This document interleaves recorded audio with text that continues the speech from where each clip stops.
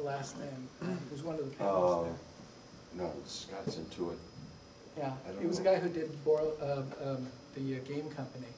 Is it Borland? No, Trip Hawkins. No, no, Not no. Trip. The other one. Anyways, this gentleman there who's responsible for, I'll get the name of the game company in just a second. They did actually the paint shop program, I think, before. Broderbund, thank you very much. Okay. Anyways, he made a point of saying that really what was lacking on the free software side was product management.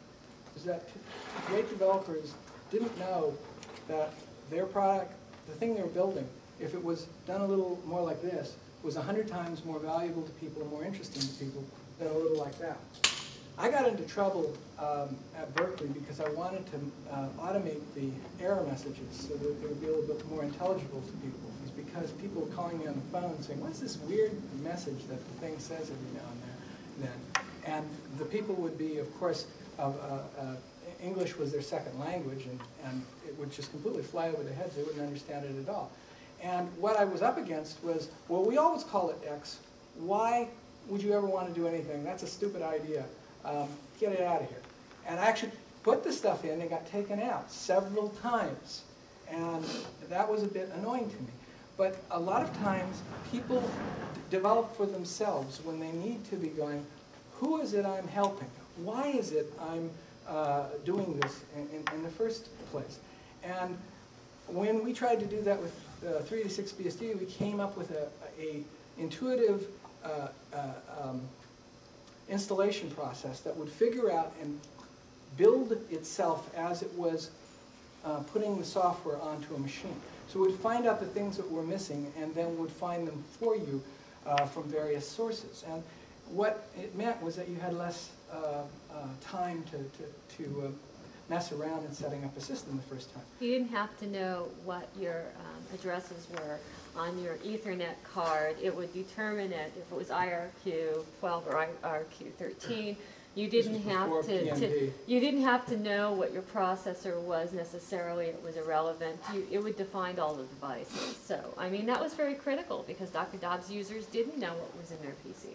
A lot of these people couldn't actually set it up. That got ripped out because people go, oh, I don't really like this. It's too Windows-ish. It's too DOS-ish. And the point is, it allowed the person to use BSD sooner and develop a liking for it. That's the kind of thing that I think is the big issue, is that you got to stop developing for yourself and develop for the people who care about it.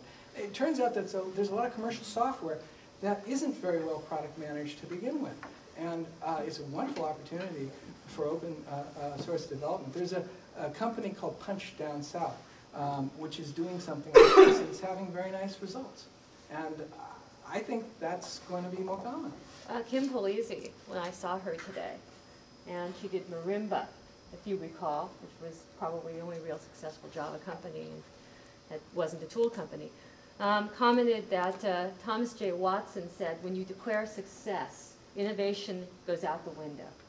And one might think that by making an open source operating system, I did see a declaration of success. So why innovate at that point? Why take the risk? So if the founder of IBM saw this, this is a very well understood problem. You were, yes, sir. Yes. Can you comment on what is the most important for a sustainable open source business model?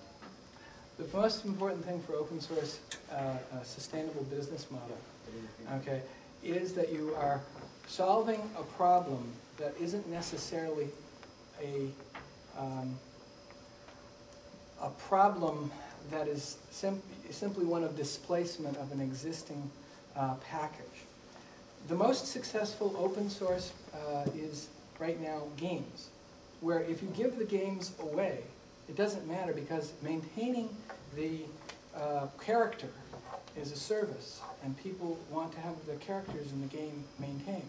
So you can have this stuff go out anywhere. You can have the CD-ROMs sitting around 7-Eleven or something like that, and it doesn't matter. So I think Doom's doing that, and a few other games that the source is available for, but it's the maintenance of the character turns out to be the service of it, and that's a very powerful thing, especially in Hong Kong and a couple of other areas where the role-playing games are really very intensive.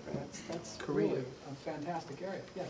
Yeah, I would like to get a comment on some stories in the news about SEO going after the Linux, all the Linux developers. I hadn't heard that.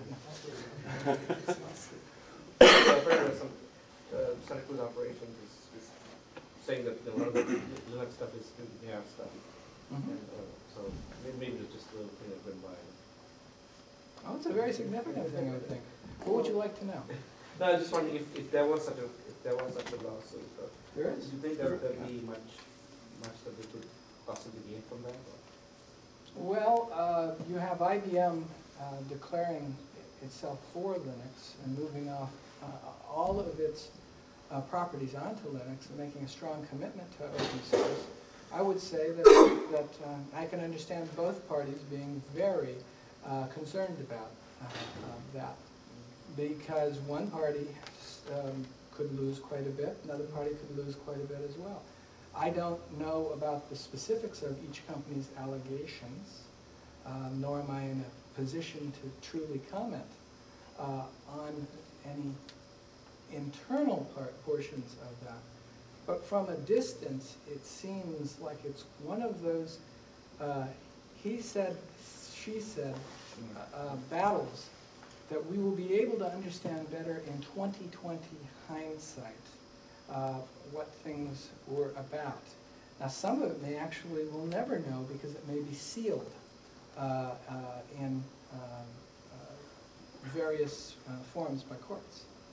But it would seem to me that a judge, if there is no basis in fact, should probably dismiss a suit fairly rapidly. If they're not dismissing it, that means that a judge is confused. Now, as you saw with the Microsoft case, how many judges did we go through along the way?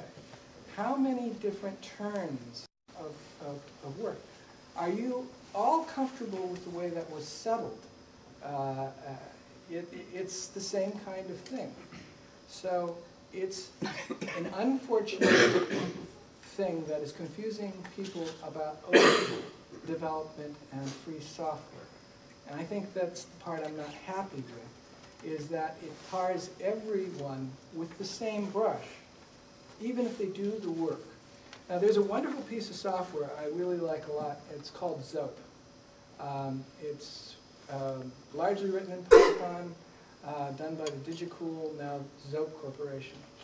And I would very much doubt that they have any kind of intellectual property situations of anybody on the planet due to the nature of how they put the thing together and its process. Because it is so openly documented and you can see the change logs and see where everything came from, there's an example, apart from things I've been involved with, of somebody keeping to process. And I think that compare what they do against anybody else and make your own decision as to whether or not those claims are valuable or not. If SCO has been stolen